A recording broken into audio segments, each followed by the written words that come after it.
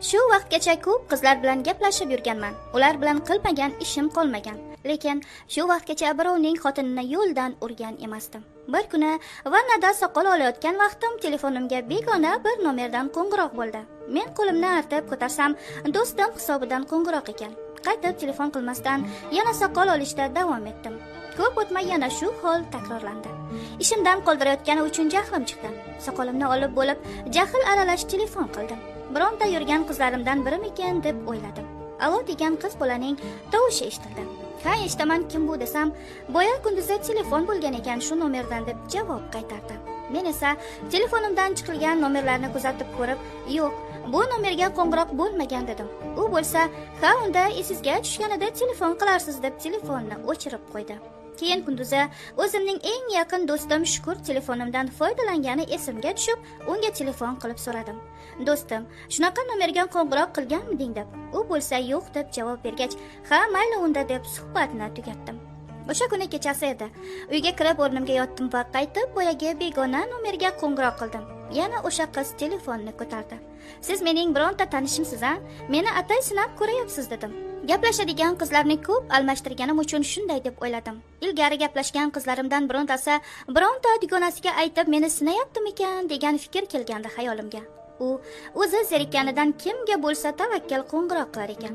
Shu asnoda men u bilan tanishib oldim. Kechasi bilan kimligi, qanaqa qiz ekanini yashirdi. Har xil ismlarni aytib men bilan hazillashdi. Men har doim qaysi qiz bilan gaplashsam, suhbatimga ular qiziqib qolib, qandaydir boshqacha gapirasiz-da deb aytishardi. Bu qiz ham shu gapni aytdi. Kechasi bilan gaplashar ekanmiz, men uni ichki dunyosiga kirib borishga, uni yaxshiroq bilib olishga harakat qilardim. Lekin ovozidan bilardimki, u mendan sal kattaroq edi.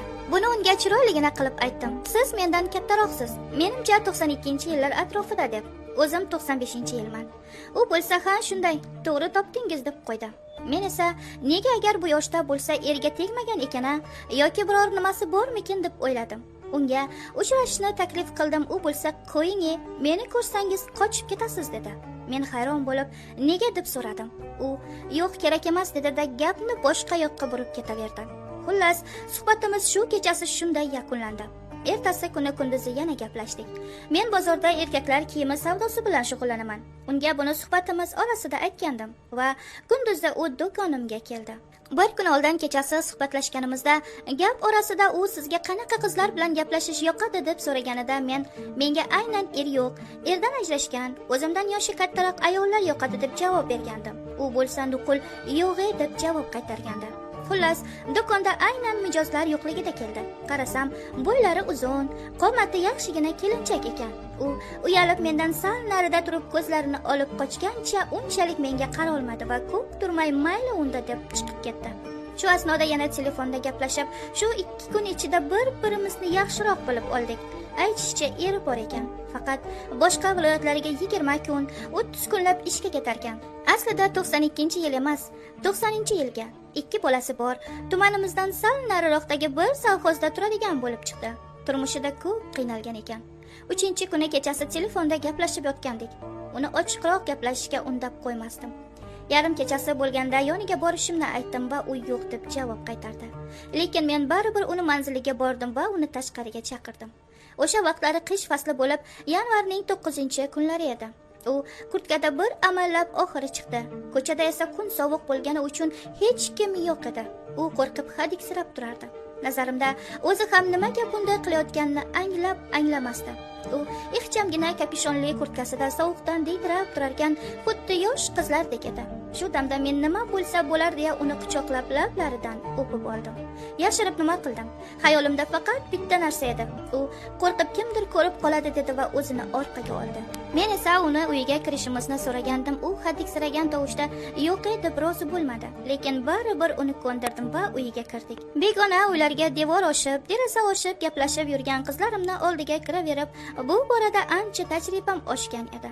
Ichkariga kirsak, bolalari uxlab yotardi. U o'zidan uyalib, nuqul nahotki men shunday qildim, erimga xiyonat qildimmi derdi. Uning bu holatidan to'g'risi bir oz hayron bo'ldim. Atayin o'zini shunaqa ko'rsatyapti deb o'ylayotgandim.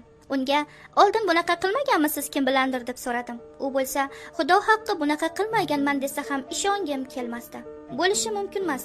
Bo'lmasa telefonda ham gaplashib yurmasdingiz dedim. O'zini tutishidan, men bilan tez til topishib ketganlaridan hech ham yaxshi ayol emas deb o'ylagandim. Tag'in kim bilsin. Tajribalarimdan shuni ayta olamanki, hech qachon ayolni ichidagilarini 100% bilib olish qiyin ekan. Nima bo'lsa bo'lib bo'lganda. Keyin men uyga ketdim. Vaqtlar o'tdi. U bilan har kuni gaplashadigan, har kuni birga yotadigan bo'ldik. U meni yaxshi ko'rib qolganini tinmay qaytarardi. Turmushidan norozi ekanini, har kuni bir xil hayot, mollarga qara, dalaga chiqib ketmon chop, paxta mavsumida paxta terkabi ishlaridan zerikib ketganini aytardi. Eng yomoni eridan ko'ngli to'lmasligida ekan. Aytishicha, u 17 yoshlarida dalaga bir fermerni paxtasini terishga chiqargan. U yerda bir yigit uni ko'rib qolib sovchi yuborgan ekan. O'zini o'sha yerning egasini o'g'li ekanini, yaxshi uylarda yashashini qizni uydagilariga aytib ishontirib unga uylangan ekan. To'y ham bo'libdi. Qiz to'ydan qaytib qarasa, o'sha daladagi shiyponga kelarmish. Shuncha va'da qilgan narsalardan esa nom nishon ham yo'q ekan. Kechasi bilan rosa yig'lab chiqib taqdiriga tan bergan ekan. Yana yetmaganiga bir muncha vaqt o'tib, eri aytgan ekan: "Men bir qizni sevardim, lekin u erga tegib ketdi. Sen o'shanga juda o'xshaysan. Shuning uchun senga uylandim" deb. Keyinchalik yillar o'tib bir domga ko'chib o'tishgan, lekin o'sha dom ham yaxshi ahvolda emas. Shu hali ham achinarli ahvolda yashardi. Uni 17 yoshidayoq turmushga berishgan ekan. Bironta yigitni hidini ham sezmagan ekan o'sha vaqtlari. Faqat siz bilan tanishib shunday bo'lib qoldi. Endi siz hech xayolimdan chiqmayapsiz derdi. Men uni deyarli har kuni uyiga borib, yoki goh o'zimni uyimga olib kelib, goh boshqa joyga olib borib birga bo'lardim. Undan oldin uyga kechalari qizlarni olib kelib yotib o'rganib qolgandim. Uyimiz katta edi. Ikkita darvozali xonalari ham juda ko'p edi. Shuning uchun bu menga muammo tug'dirmasdi. Men ba'zida ko'p o'ylardim. Bu qilayotgan ishlarim juda og'ir gunoh edi. Yana tag'in erli ayol bilan. O'sha erining o'rniga o'zimni qo'yib ko'rardim, garchi hali uylanmagan bo'lsam ham. Men unga bu qilayotgan ishlarimiz noto'g'ri ekanini, gunohligini, bir kun boshimizga balo bo'lib qolishini aytib orani uzmoqchi edim. U bo'lsa nuqul yo'q derdi va meni yana chaqiraverardi. Orada eri esa kelib 1-2 hafta yurib yana ishga ketardi. Meni hayotim yolg'on ustiga qurilgan. Erimni hurmat qilaman, lekin ko'nglim allaqachon sovigan. U kimgadir o'xshaganim uchungina menga uylangan xolos derdi. Boshida 2-3 oy tinimsiz, keyinchalik esa onda-sonda ko'rishib yurdik. Axiri u bilan uchrashni kamaytirib, keyin batamom to'xtatdim. Yaqingacha Telegramda yozib qolardi. Salom alik qilamiz. U hali ham meni chaqirib turadi, lekin men bormayman. Bu voqealarga 2 yil bo'ldi. O'tgan yili men uylandim. Xotinim yaxshi, juda aqlli, esli xushli. Uylansam hammasini yig'ishtiraman degandim. Qayoqda? Yana 1-2 qizlar bilan hozir ham uchrashib turaman. Eng qizig'i, ular uylanishimdan oldin yurgan qizlar. Ba'zida vijdonim qiynalib ketadi. Xotinim kechasi bilan meni kutib uxlaydi. Men yurib ishratni qilib kelaman. Ha, erkakning hayoti shu ekanda. Lekin xotinimga mehrim bo'lakcha. Umuman so'kmayman, qo'l ko'tarmayman. Ayolga kerak bo'lgan mehrni hammasini berayapman.